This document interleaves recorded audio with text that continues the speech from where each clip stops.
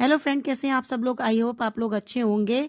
और आज का ब्लॉग स्टार्ट हो रहा है मॉर्निंग से 10 o'clock हो रहा है। तो गुड मॉर्निंग फ्रेंड्स। और आज फाइनली मैंने अपनी अलमारी का थोड़ा बोझ कम कर दिया। मत मीन्स काफ़ी दिनों से मैं सोच रही थी ये सारे कपड़े हटाने की, क्योंकि काफ़ी स्पेस गिरा हुआ था उसमें और कुछ मुझे ये यूज़ भी नहीं करती थी। तो फाइनली मैंने ये सारे कपड़े निकाले और इस तरह से आप मतलब फटाफट निकालती गई तो इस तरह से फर्श पे पड़े हुए हैं। अब इन्हें अच्छे से मैं एक एक करके फोल्ड कर रही हूँ, क्योंकि ये कुछ ऐसे कपड़े हैं जो यूज़ नहीं होते हैं और फिर भी अलमारी में रखे हुए थे। मीन्स कुछ कपड़े छोटे हो गए हैं, कुछ हस्बैंड ने रिटायर कर दिए हैं। तो और बाकी कुछ मेरे कपड़े थे जो मैं अब ऊब चुकी हूँ, फ़िलहाल नहीं पहनती हूँ, काफ़ी यूज़ कर लिया। तो ये इन कपड़ों को मैं फ़ोल्ड कर रही थी और ऐसी जगह रखूँगी जहाँ जिनको इसकी नीड है या जिनको इनकी ज़रूरत है वो इनको यूज़ कर सकें, क्योंकि सारे ही कपड़े पहनने लायक थे। और तो फिर बस मैं इनको अच्छे से फ़ोल्ड करके रख रही थी। और मैंने इसके लिए ली थी एक बड़ी सी पॉलीथीन जिसमें मैं अच्छे से पैक कर सकूं, क्योंकि काफ़ी सारे कपड़े हो गए थे, बच्चों के, मेरे हस्बैंड के, कुछ छोटे हो गए थे, कुछ पुराने थे। तो बस इसी तरह आप लोग क्या करते हैं अपने घर के पुराने कपड़ों के साथ जो पहनने लायक हैं।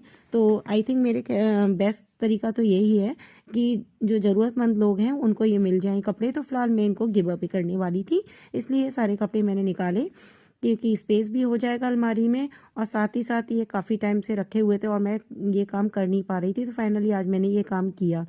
तो ये सारे कपड़े मैं एक एक करके फ़ोल्ड करके रख रही हूँ, क्योंकि इस तरह से तो वो बुरी तरह मतलब नहीं किसी को दे सकते हैं।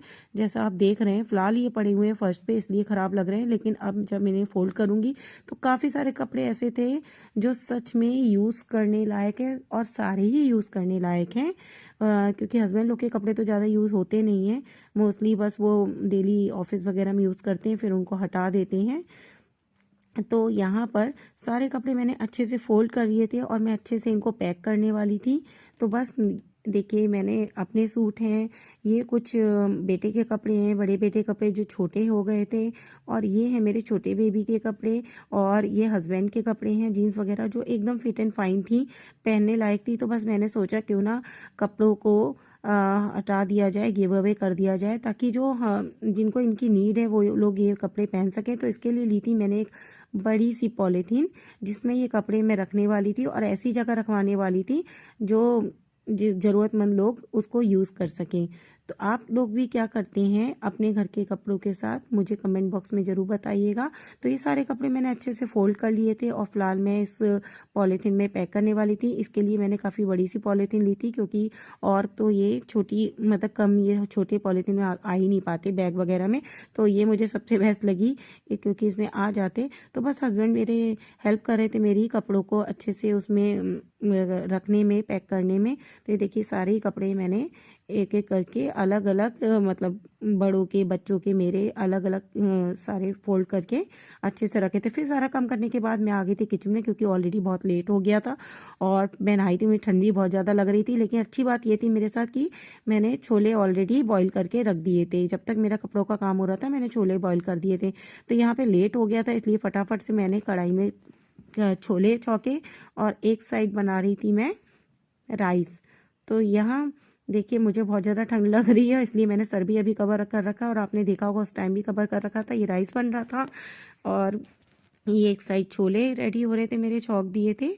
तो बस इसमें अभी धनिया डालना बाकी है, तो मैंने फटाफट से इसमें धनिया भी काटा और फिर सारे काम निपटाने के बाद हो गई थी रात। तो यहाँ पे रात का मौसम ये देखिए, मतलब लगभग अभी 7 o'clock ही हुआ था, लेकिन ये नज़ारा था, इतनी भयंकर ठंड थी। फिर मैं आ गई वापस से किचन में और शाम के खाने की तैयारी की, डिनर की। यहाँ मैंने बनाई थी आलू मेथी और साथ ही साथ बनाई थी मक्के की रोटी। तो मक्के की रोटी और मतलब सादा रोटी भी बनाई थी। तो ये छोटी सी रोटी जो रेडी हुई थी वो मैंने हाथ से बनाई थी और बाकी फिर मैंने अपनी ट्रिक लगाई। तो इस शेप की बड़ी बड़ी रोटियां बनाई, बड़ी क्या मतलब मीडियम साइज़ की, जो देखने में और खाने में दोनों में ठीक लगे। तो यहाँ पे देखिए, मेरा जो तरीका था, मैं पॉलीथीन पे रख के रोटी बना रही थी। ये थी रिफाइंड की पॉलीथीन। हम इस पे अगर लोई रख के और साथ ही साथ थोड़ा पानी से अच्छे से इसको फैलाते हैं तो ये बहुत इजीली बन जाती है। तो बस ये रिफाइंड की पॉलीथीन के साथ मैंने इस तरह की ये ट्रिक अपनाई और मक्के की रोटी बहुत ही ईजीली बन गई। तो यहाँ मैं आपको दिखाऊंगी कि किस तरह से, कितने ईजी वे में और कितनी आसानी से मक्के की रोटी मेरी तैयार हो गई है। और इसको चाहें तो आप डायरेक्ट गैस पे भी सेक सकते हैं और तवे पे भी सेक सकते हैं। तो यहाँ अभी हस्बैंड को खाना खाना नहीं खाना था, तो मैंने इसको फ़िलहाल तो हाफ़ सेक के रख ली थी, मतलब तवे पे सेक के रख ली थी। जब वो खाएंगे तो मैं दोबारा से गर्म कर दूंगी, इसलिए मैंने ये सारी रोटियां इस तरह से तवे पे बना ली थी। तो मैं आपको दिखा रही हूँ कि कैसे मैंने पॉलीथीन पे, मतलब रिफाइंड की पन्नी पर रोटी को फैलाया ईजीली। ये लोई बनाकर मैं आपको फिर से दिखाती हूँ कि कितने ईजीली वो आराम से शेप बन गया उसका। लोई बनाकर मैंने इतनी ईजीली उसको पॉलीथीन पे फैला दिया। और इसको आप डायरेक्ट भी बर्नर पे सेक सकते हैं और वरना तवे पर भी इसको सेक सकते हैं। तो यहाँ देखिए मैं इसको फैला रही हूँ, और थोड़ा सा ये प्रॉब्लम हुई थी तो हल्का सा मैंने पानी भी लिया था और इसको अच्छे से फैलाया। तो कितनी इजीली देखिए रोटी बन जाती है। ये जो मेरी ट्रिक है आप भी ज़रूर ट्राई करिएगा, आपको कैसी लग रही है मेरी ट्रिक। और यहाँ पे मक्के की रोटियाँ मैंने फ़िलहाल थोड़ी थोड़ी मतलब तवे पे सेक कर रख ली थी, क्योंकि अभी नहीं खानी थी। और साथ ही साथ मुझे गेहूं की भी रोटी बनानी थी, तो फिलहाल मैं ये मतलब उसको केवल हाफ सेक कर, हाफ फ्राई करते हैं ना जैसे, वो करके रख ले रही थी। जब वो खाएंगे तो गरम गरम फटाफट में देने और में इजी हो जाएगा और जल्दी भी हो जाए। तो देखिए कितनी आसानी से पॉलीथीन से मैं ये रोटी हटाकर दिखाती हूँ आपको। ये देखिए मैंने इसको हाथ से ही फैलाया है पन्नी पर, और मीडियम एकदम बढ़िया शेप आ गया है रोटी का।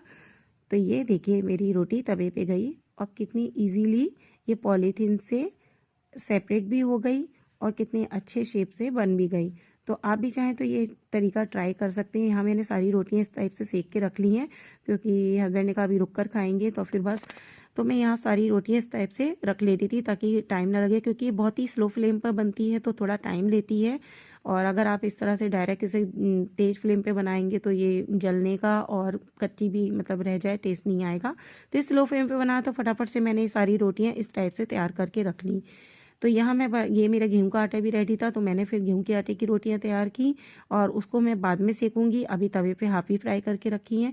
तो यहाँ देखिए मैं अपनी गेहूं की रोटी तैयार कर रही हूँ, और गेहूं की रोटी सेकने के बाद इधर मैंने सारी रोटियां गेहूं की अपनी तैयार कर ली हैं। देखिए ये लास्ट रोटी थी जो मैं सेक रही थी, उसके बाद मैंने मक्के की रोटियाँ सेकी, क्योंकि सब्जी में भी तैयार हो गई थी, गेहूं की रोटियां भी सारी तैयार हो गई थी।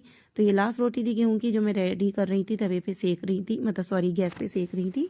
तो उसके बाद मैंने ये मक्के की रोटियां अपनी जो फाइनल टच देना था वो दिया। देखिए इस तरह से मैं तवे पर सेक रही हूँ, हल्के हाथ से कपड़े से दबाते हुए।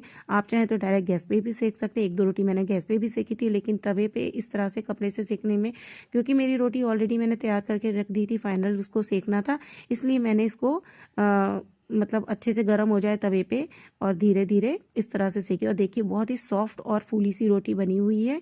तो आप भी चाहें तो मेरा ट्रिक यूज़ कर सकते हैं। तो बस यहाँ मेरा खाना रेडी हो गया था, डिनर रेडी हो गया था। बस फिर हम लोगों ने किया लंच, सॉरी डिनर लंच बोल दिया। और ये देखिए मैं आलू मेथी की मेरी सब्जी रेडी है, और ये रही मेरी गर्मा गर्म मक्के की रोटी।